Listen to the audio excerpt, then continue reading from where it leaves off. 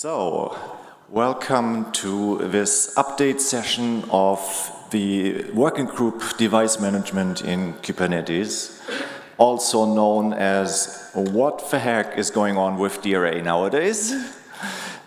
My name is Patrick Ohly. I'm one of the co-chairs of this working group. And the reason why I am in that role is because I started kind of DRA in Kubernetes along with a few other folks long before it became a working group. I'm Kevin Klues. I was also one of the people that started working on it way early on.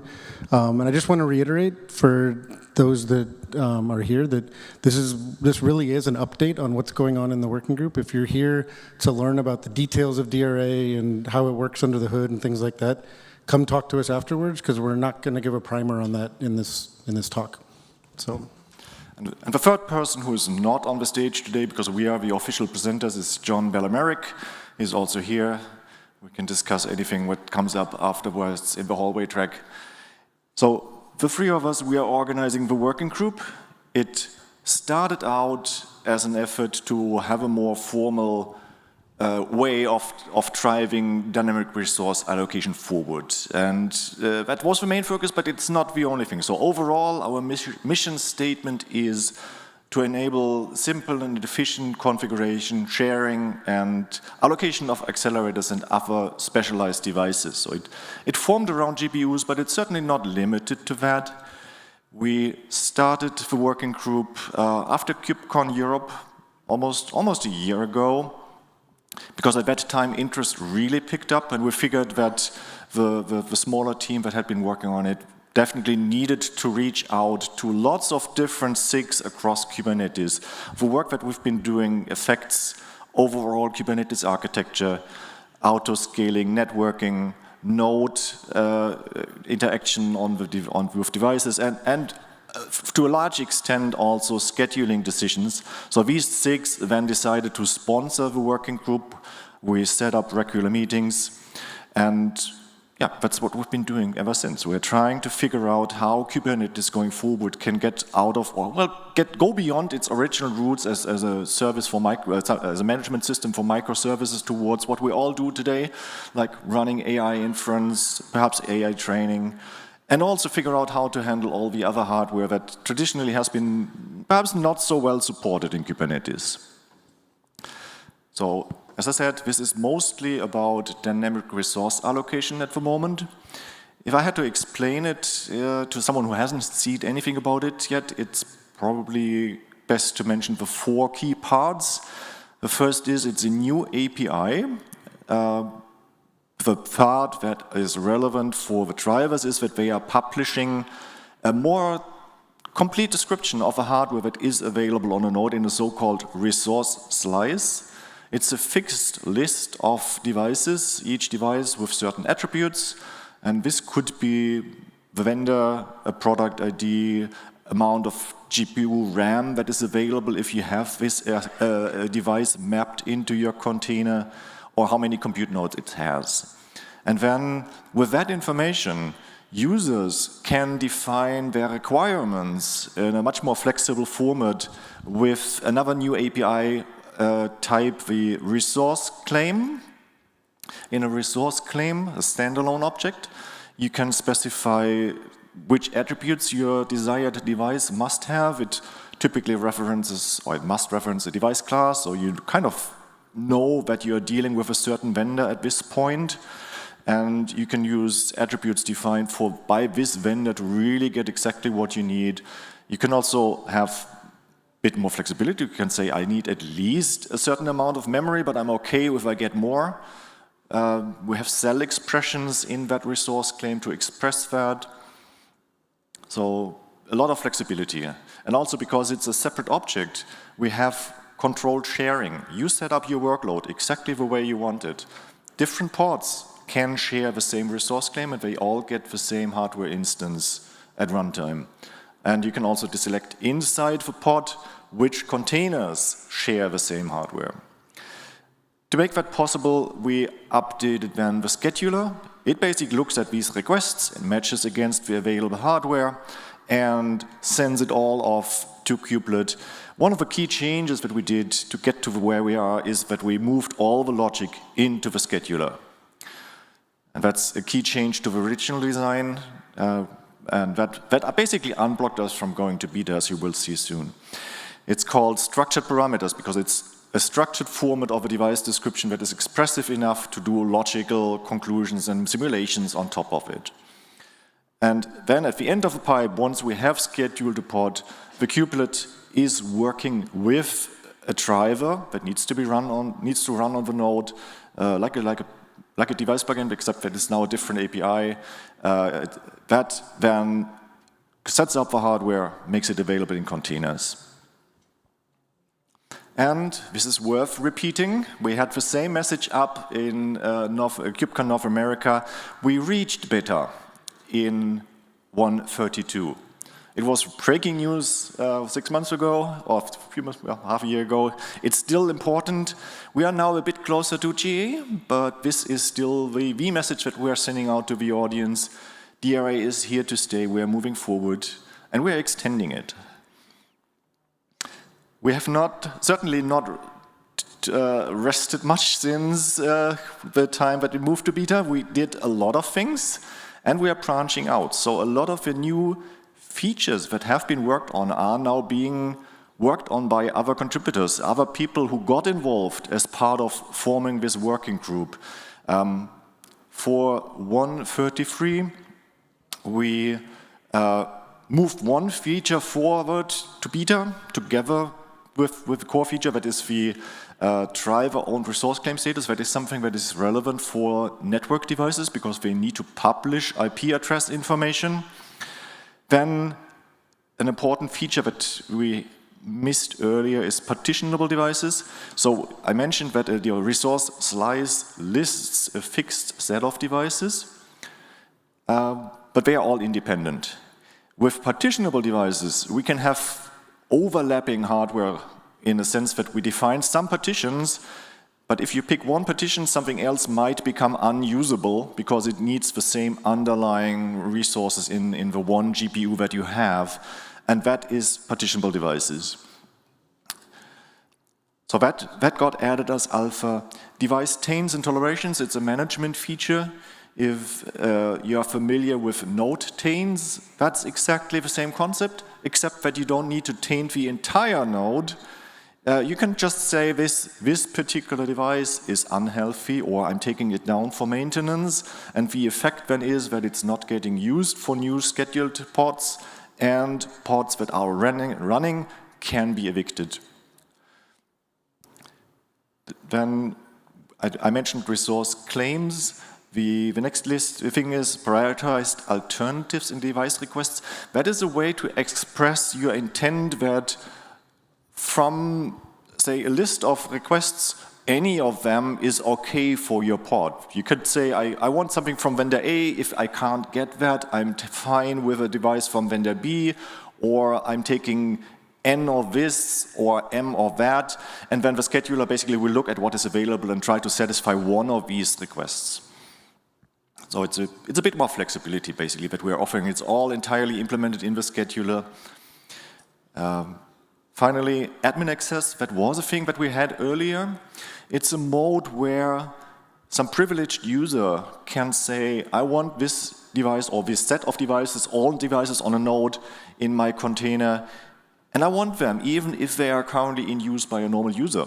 So yeah, they are in production use, but you want to monitor something. And an admin can say, okay, gives me all of them, and I do something that is not intrusive. That's a privileged operation, because you could also break the workload.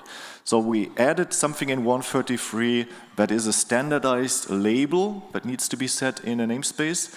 Otherwise, you can't create resource claims using that privileged mode. Previously, it had to be added to a cluster with validation admission policy. Now it's built into Kubernetes. And secure out of the box, it needs to be enabled. And last but not least, we worked on the core DRA to move it closer to GA. We are doing another V1 beta 2 to simplify the API, some structural changes that make it a bit simpler, easier to promote to GA. but V1 Beta 1 is also still available, so both continue to coexist, both are interoperable. Then, small change perhaps, but relevant if it gets picked up in downstream Kubernetes distributions, there are now predefined ABAC rules, and something that goes into the reliability aspect of DRA. If you have a daemon set that deploys your driver, you can now enable a rolling update where 2 containers of your driver run in parallel. That's a first for kubelet plugins. It wasn't supported before. You had to take down your container, bring up the next one, and then it takes over, but there's always a certain amount of downtime in between.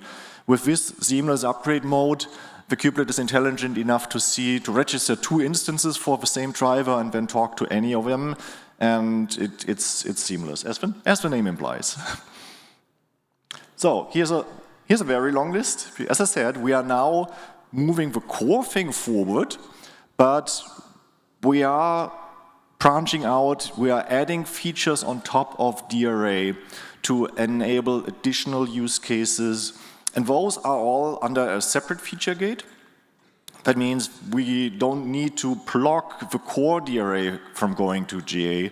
We are just doing these other things on the side, in a sense. So I mentioned already GA for core DRA. We hope to do that in 134. Together with claim status, because that really doesn't need much more work.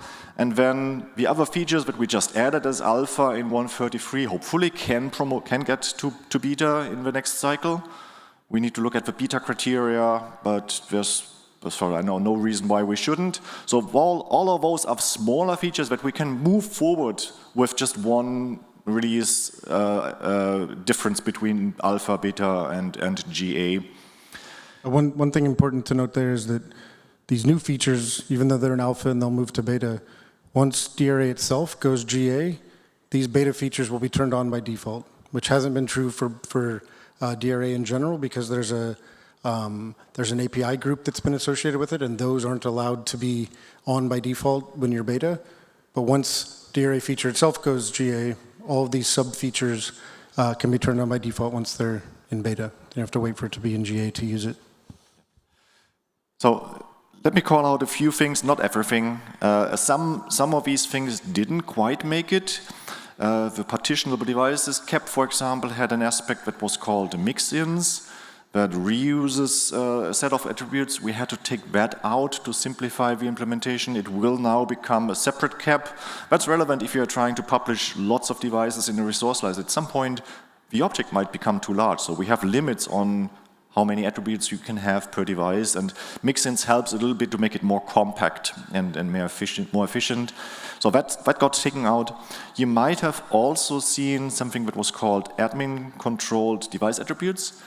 That was my other half of the work that I was doing for 133, and we took it out because it wasn't that important, and the API was a bit controversial. It was the basis for device tains, but we then separated the two, and this is now pending in a sense. It would have allowed admins to add attributes to a device without changing the DRA driver, but it's on hold. We basically need your feedback if you find this useful to figure out how to prioritize. Partitionable devices is one way to split up hardware, but there's also people who want to really have just one device that can hand out chunks of something. It's mostly network hardware, guaranteed bandwidth, for example, that can be assigned to certain pods that then get a fraction of a guaranteed bandwidth. That is the consumable capacity cap. And that has been in discussion for the last cycle. It looks good to move that into 134 as an alpha, and there are others. So this is really what we're discussing in the working group. You're welcome to check out all these links when you get the slides from the schedule and find more information about these individual things. Then we are also organizing with fellow travelers work that is not directly tied to a cap or directly tied to Kubernetes. There are some out-of-tree efforts that need to happen to make DRA useful. mostly in other schedulers perhaps, autoscalers, Carpenter. It's not all listed here, but there are some things that we are just really discussing. Also higher level app controllers. We currently generate a resource claim for one pod at a time from a resource claim template. But then if you have a set of pods that might have to share a single resource claim because it sets up something for the entire set of pods, then we need control or support in these job controllers. So we're discussing that. Then here's also a list of drivers that currently support DRA. At some point we might have to think where we want to list those, because I already know that there are some that are not on our list yet. So the list keeps growing. If you are starting with DRA, the example driver that we don't even have here on the list is a good starting point. So we maintain one example driver that is more or less realistic. You can basically just copy and paste the entire code, fork it, and then implement your vendor logic in it.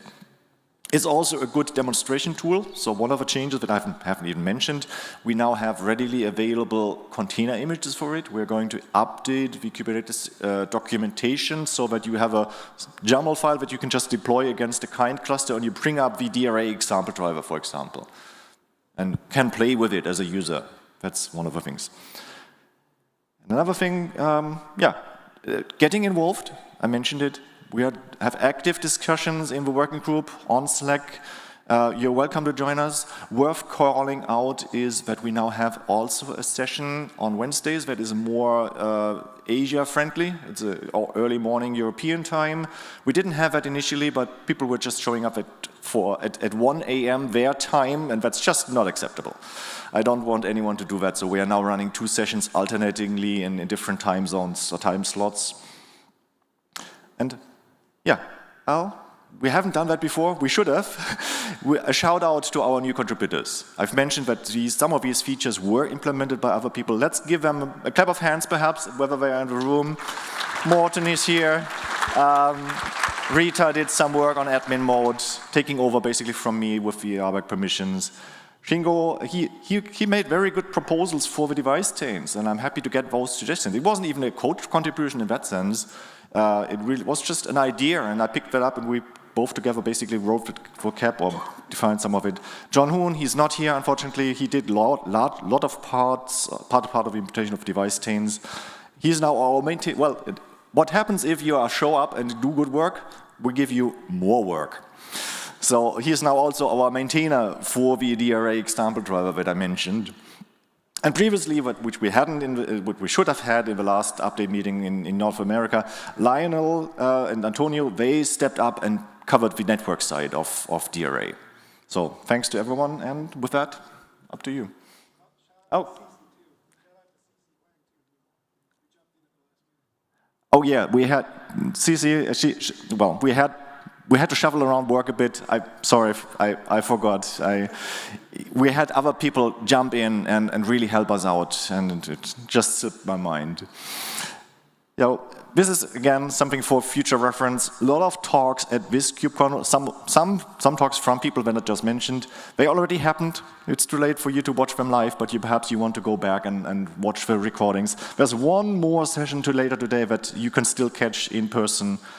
That is from CERN, Diana. And that was really the last slide that I had. Now up to you. Yeah, so I'm just going to give a quick update on how DRA is being used by NVIDIA. If you've been to these sessions before, you've been following along what we've been doing. With the model that we had in Kubernetes 130, I wrote this document called NVIDIA GPU use cases that outlined 12 use cases for how we wanted to use DRA and what we needed to do to improve DRA in order to cover these. And with what we added in 130, we were covering half of those, 6 out of 12 of the use cases. By 131, we were supporting 9 of those 12. And I'm happy to say that by 133, which is coming out in a few weeks, we're supporting all of the use cases that I had outlined in this document, except for one, which we'll probably never cover because it's very application specific and is really hard to ever achieve. And so we've made a lot of progress over the last few releases, and I'm really happy with where we're at now with all of this. One new use case, though, that kind of emerged from all of this was the ability to support kind of cross-node resources. In the case of NVIDIA GPUs, this manifests as what we called a multi-node NVLink.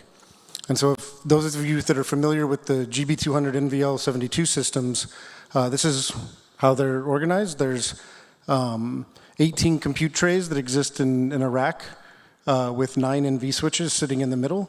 And in order to support these use cases, in our NVIDIA GPU driver, we've added this new API server object called a compute domain, which behind the scenes, if you instantiate one of these, will create a bunch of the abstractions that are needed by DRA in order to allocate and make use of these multi-node NVLinks in a multi-node environment. And so if you see the link that I have here at the bottom, it's not proper documentation yet. We're still working on getting a lot of the details put out for people to learn about, but this is a good starting point. If you have access to one of these systems and you want to try this out, this outlines the test procedure for what you need to do to install the GPU operator, what you need to install our DRA driver, and then how you can run some example workloads that get launched on multiple nodes and make use of these high NV bandwidth connections.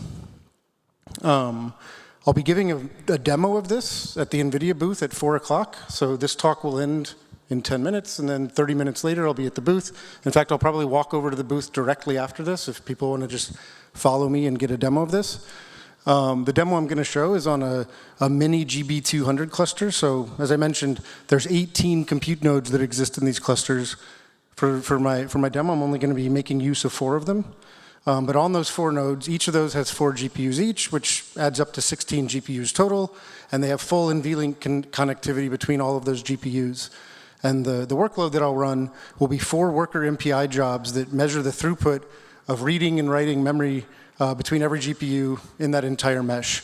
And the output that you get from running this demo is what you see at the bottom here, where you can see that all GPUs across all of these nodes are communicating at approximately the same speed, which is unlike what you were able to do up until now. On a single node, you could have these high bandwidth connections, but if you ever went across nodes, you had to go over InfiniBand or Ethernet, and it would be much slower than what you get going over NVLink. And with that, we'll take any questions. This is the QR code to send any feedback on the session. And the NVIDIA booth is in the S side of the expo hall. And if you walk in and you turn right, it's all the way at the end near the where you can pick your t-shirts up. So if anyone wants to follow me after there, I'll be giving this demo as I mentioned. So, yep, thanks.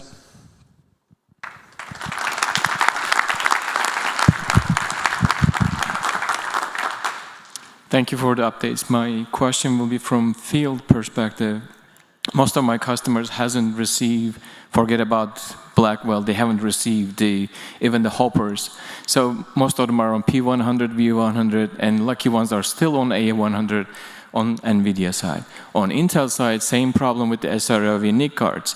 So for this project, are we only looking forward driver support with the new hardware or backward compatibility with a certain hardware where we are struggling, especially with the NVIDIA CUDA versions? Thank you. Sure. In the NVIDIA use case, we will support all GPUs that we support even with the standard device plugin. So we're not being opinionated about only supporting new hardware with this. Obviously, for something like the compute domains and the multi-node NVLinks, you have to have those physical connections between the GPUs. But no, you can use DRA to allocate T4s, L4s, A100s, K80s, whatever you have available. It's indiscriminate because under the hood, we're just leveraging NVIDIA's standard NVML library, so their management library, to enumerate what capabilities exist in the GPUs and then advertise them in that resource slice object that Patrick talked about. And so once that's advertised, the mechanics of how those actually get allocated and requested from the user is standard like you would do for any type of device. It's not specific to NVIDIA at that point. And I mean, you can speak to the Intel side. Yeah, we also have our DRA drivers for existing hardwares, and we plan to do more in that space, certainly going forward. It's currently at the alpha level, so we certainly plan to promote that together with DRA and Kubernetes in future products to protect what we recommend people should be running. Hello, I have a quick question about DRA. Now we are going to use DRA stable. What about the device plugin in the future with Kubernetes? That's actually a good feature that we have in the pipeline. So the device plugins doesn't go away. That was one of our promise to the Kubernetes community and the downstream ecosystem, that we are not removing device plugin support. We are offering something new, which hopefully you will find compelling and more attractive. But we understand that the extended resource API that people are currently using is important. It is sufficient for some use cases. And we have one idea, one pending cap, where we want to map the extended resource request in a container to something that is provided by a DRA driver. So for an admin, that means they can promote, or they can gradually convert the deployment in their cluster from device plugins to a DRA driver, and applications don't need to be rewritten. They will continue to work as they did before. So that is something that is coming in 133 to simplify rollouts. Yeah, I think the important bit there is that with that in place, you only have to deploy the DRA driver, but it'll be able to service requests of both types, instead of having to figure out how to get the old device plugin and the new DRA driver to work together. Okay, got it. Thank you. Thank you.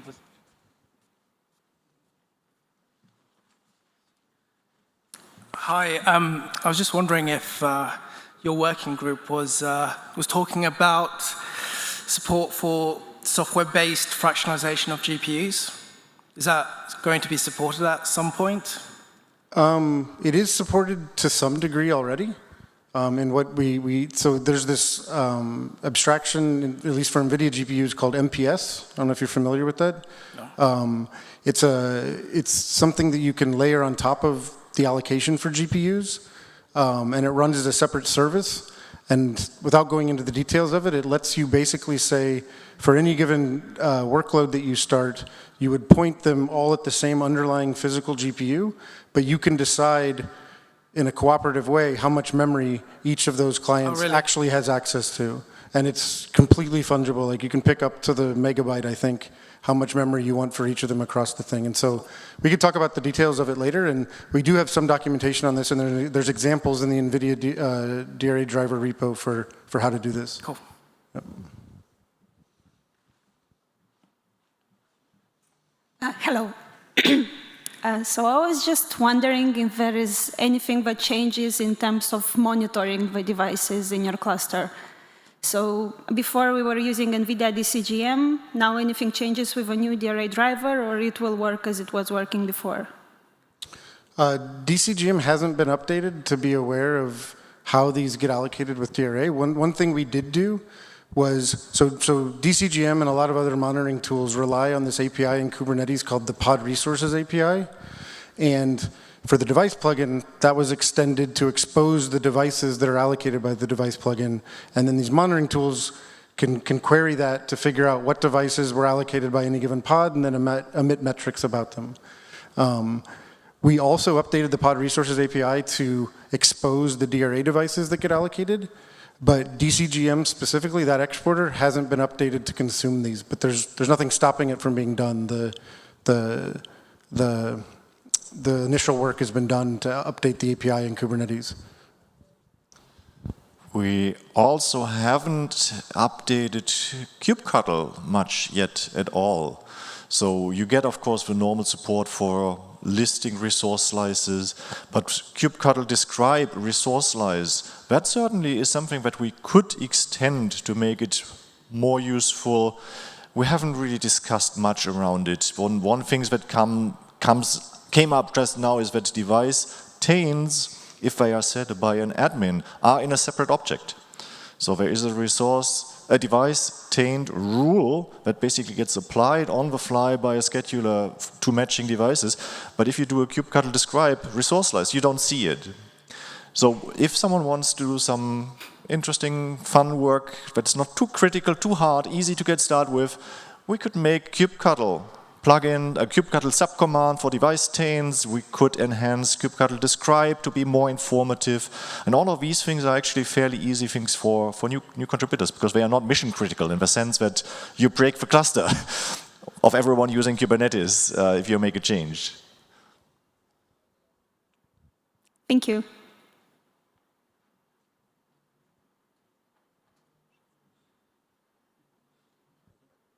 Okay. Thanks, everyone.